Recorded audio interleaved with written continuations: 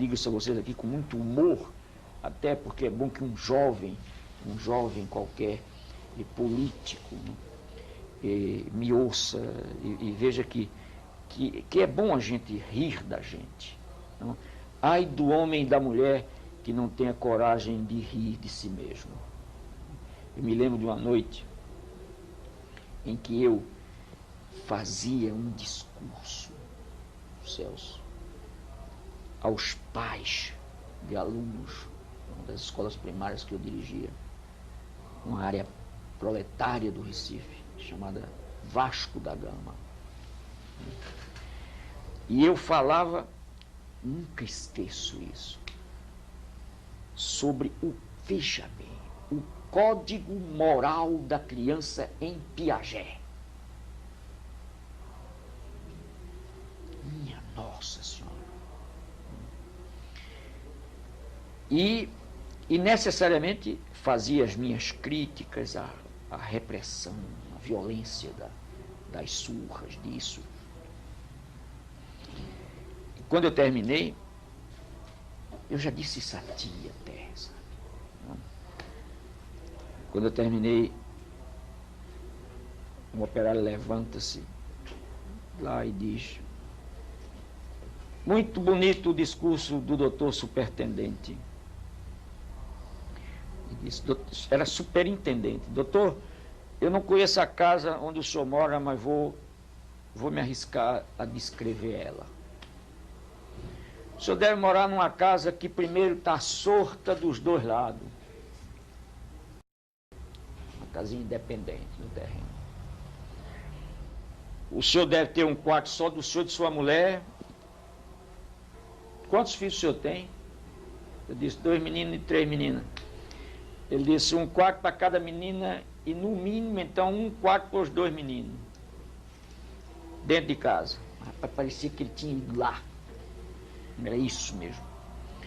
Tem um banheiro, o senhor tem essas coisas todas que liga na eletricidade e que derrete as coisas e espreme.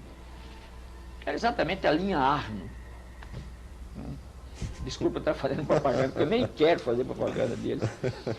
Mas bem, o senhor descreveu a minha casa e disse o seguinte: quando o senhor chega de noite, o senhor sai de manhã, seus filhos tomam banho, comem. Se tem uma doencinha, o médico vem. De noite, quando o senhor chega, eles estão bem porque eles comeram. Eles estão felizes, estão de roupinha limpa. Então o senhor pode falar com eles, o senhor pode beijar eles, perguntar como foi o dia na escola. Quando dá assim 7 horas, eles vão dormir direitinho, numa puqueta cabeça do senhor, nadinha. Agora a casa de nós, senhor doutor, não é essa não. A casa de nós é uma casa que tem uma sala só e nós dormimos tudo dentro ali. Tudo misturado.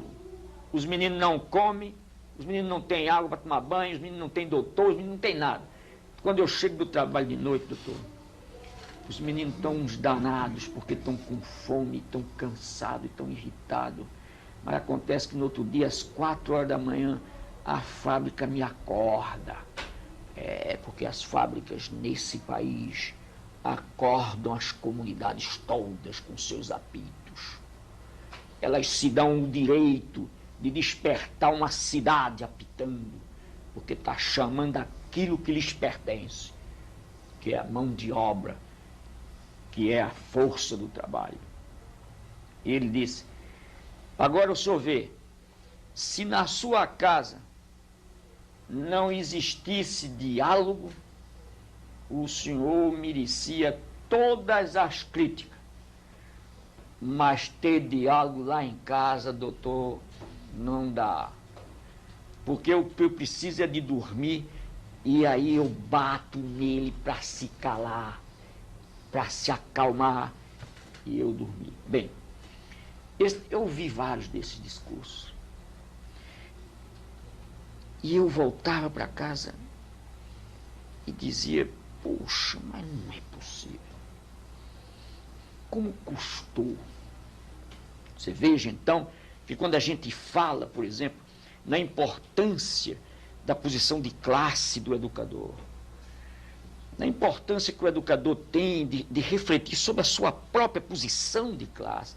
Aí vem um bando de gente churumingas e diz, está vendo, já está usando uma expressão marxista. É comunista esse velho danado, quer comer gente de bife. Nada disso, entende?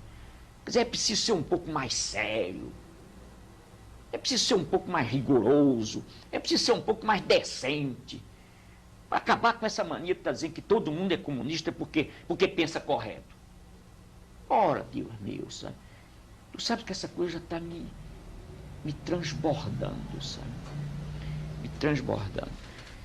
Acontece que Marx, olha, um dia em 63 eu li uma entrevista maravilhosa de um teólogo brasileiro, um padre mineiro, esqueci do nome dele agora, um grande amigo meu, e como televisão é tempo, não dá para corrigir depois, eu estou esquecido do nome dele.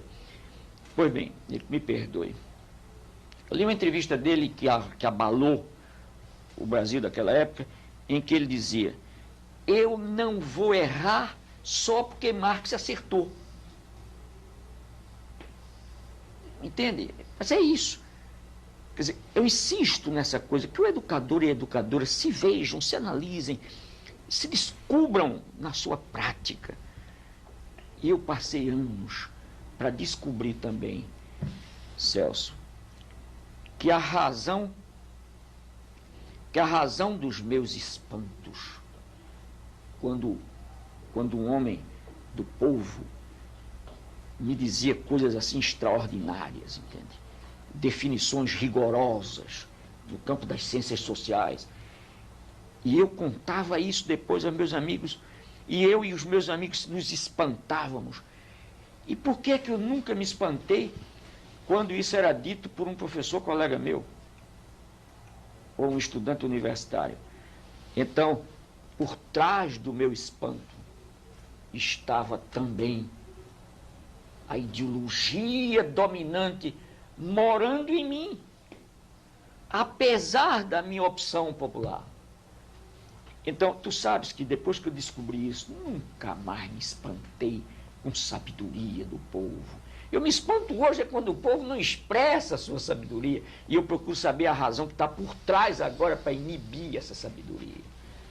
Porque eu descobri a razão de ser disso tudo.